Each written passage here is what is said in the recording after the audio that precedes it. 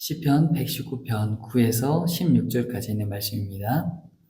청년이 무엇으로 그의 행실을 깨끗하게 하리까? 주의 말씀만 지킬 따름이니이다. 내가 전심으로 주를 찾았사오니 주의 계명에서 떠나지 말게 하소서. 내가 주께 범죄하지 아니하려 하여 주의 말씀을 내 마음에 두었나이다. 찬송을 받으실 주 여호와여, 주의 율례들을 내게 가르치소서.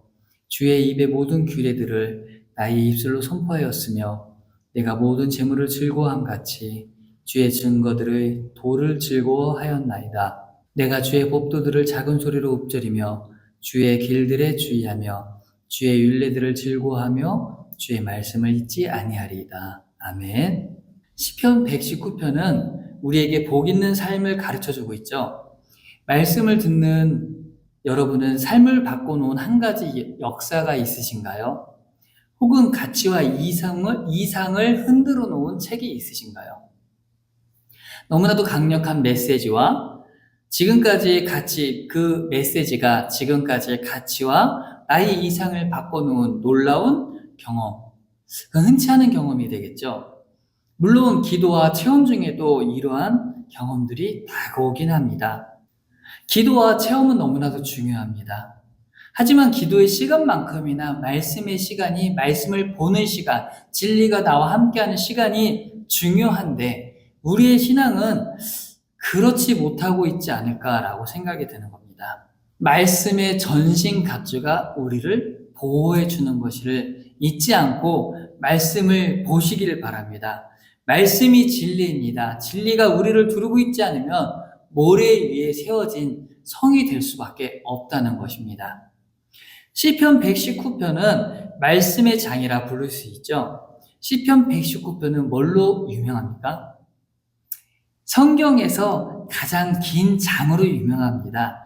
176절이 있죠. 모두 22단원으로 되어 있고 한 단원은 8구절로 되어 있습니다. 히브리어로 읽으면 그것이 아주 명확하게 보여지는데 우리가 굳이 히브리어로 말씀을 읽을 필요까지, 그런 능력까지는 갖추지 못했잖아요. 간단하게 말씀드립니다. 먼저 첫 번째 단원 1에서 8절까지입니다. 성경은 하나님의 말씀으로 우리를 축복해주고 있습니다. 9에서 16절입니다. 우리를 깨끗하게 합니다. 17에서 24절입니다. 우리의 인생의 회방을 이기게 만들어줍니다. 25절에서 32절입니다. 우리를 소생시켜줍니다. 33절에서 40절입니다. 우리를 가르쳐줍니다. 41절에서 48절까지입니다. 우리를 구원합니다. 49절에서 56절까지입니다.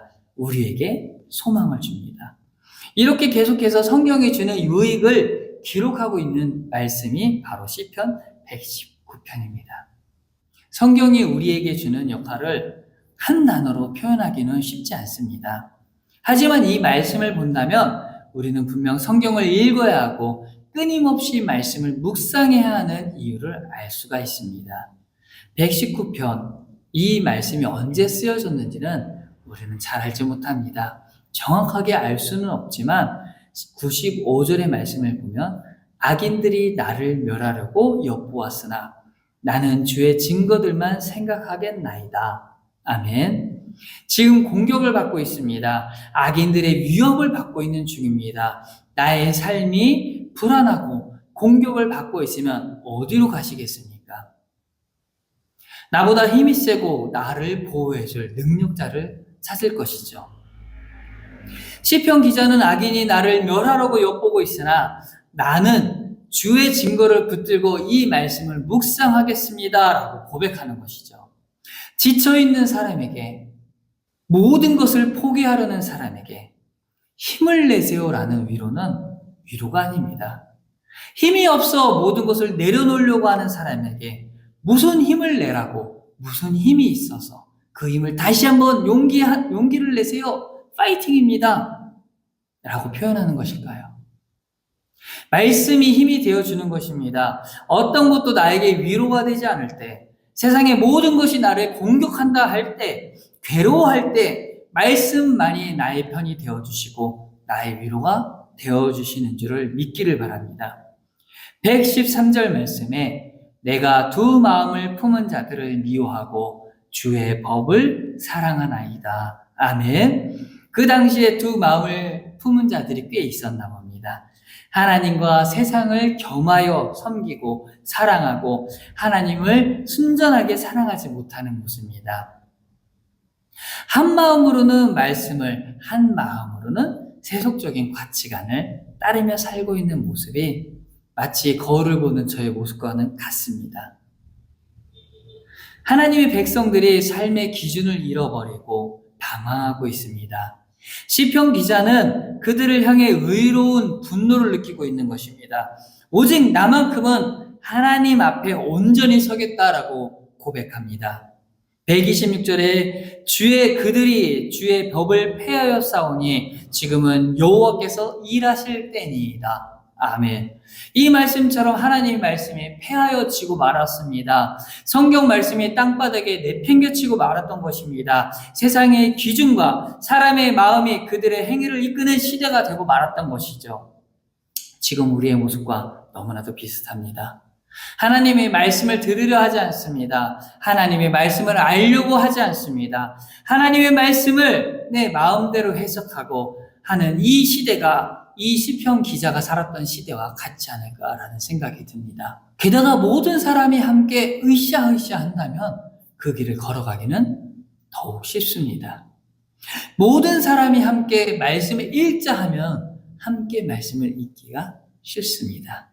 모든 사람이 함께 말씀을 필사하자면 함께 적어나가기 쉽습니다.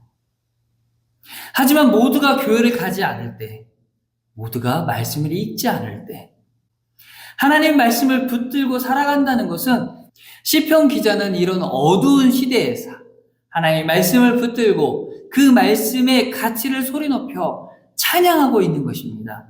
복이 있는 삶이 무엇인지 알려주고 있습니다. 말씀을 지키는 삶이 복이 있는 삶인 것입니다. 1절에서 8절까지의 말씀으로 이 말씀을 마치겠습니다.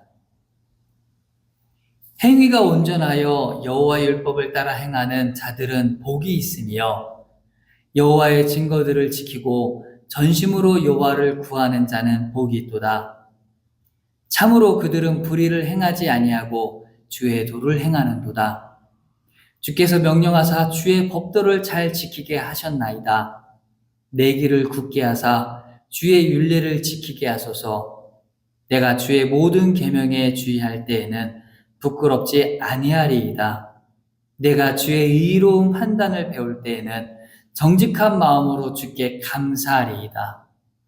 내가 주의 율례들을 지키오리니 나를 아주 버리지 마옵소서. 아멘. 이것이 복된 삶입니다. 시편 기자가 살았던 험난한 시대 2024년에도 벌어지고 있습니다. 홀로 걸어가지 않습니다. 제가 함께 걸어가겠습니다. 예수님이 함께 걸어가십니다. 아멘. 기도하십니다.